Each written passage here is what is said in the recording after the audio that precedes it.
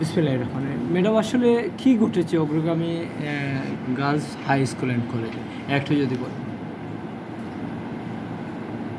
আজকের ঘটনা যদি বলি, যেমন গতকালকে, আজকে 21 তারিখ, গতকালকে 20 তারিখে কিছু মেয়েরা আমাকে একটা মানে তাদের অনেকেই আসছিল, ক্লাস 10 ক্লাস 9-এর মেয়েরা এসে আমাকে একটা দরখাস্ত দেয়। দরখাস্তের কপিটাও এখানে আছে।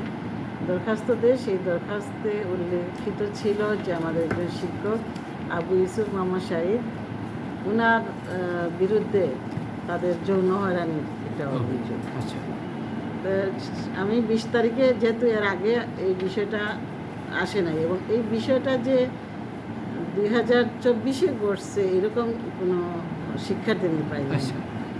যে মানে এই 24-এর মধ্যে যে তাদের যে ঘটনাটা ঘটছে এটা পাইনি।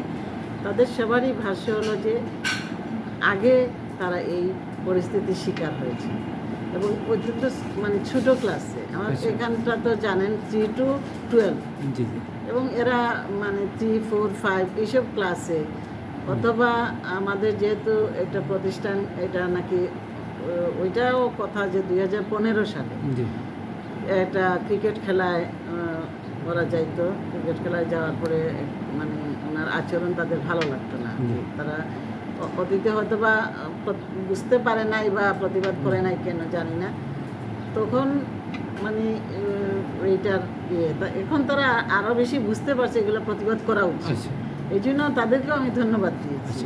কারণ এই বিষয়গুলো আসলেই আমাদের আর চাপিয়ে রাখার বিষয় না। এগুলাকে আমরা প্রতিবাদ করার সময় হয়েছে, এগুলো আমরা প্রতিবাদ করব।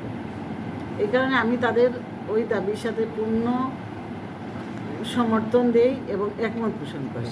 20 তারিখে যখন তারা আমাকে দিয়েছে, সেই দিনই আমি তাদেরকে আশ্বস্ত করেছি যে ওই শিক্ষক আমার স্কুলের যাবতীয় কার্যাবলী থেকে তাকে আমি অব্যাহত প্রদান করব। এই বর্তমানে উনি রয়েছেন এই শিক্ষা প্রতিষ্ঠানে? উনি যেহেতু ঢাকায়, আমি একটা ওখানে যে আমি ঢাকায় আমি পাঠাইছি, আমার উপপরিচালক মহোদয়ের সাথে আমি দেখা করেছি, মানে একাধিকবার দেখা করেছি, কথা বলেছি। ছাত্রছাত্রীরা 20 তারিখ দিয়েছে নাকি না কত তারিখ দিয়েছে? তারা ছাত্রছাত্রীরা 20 তারিখ দিয়েছে। অফ করে স্যারের ফোনটা। অবশ্যই।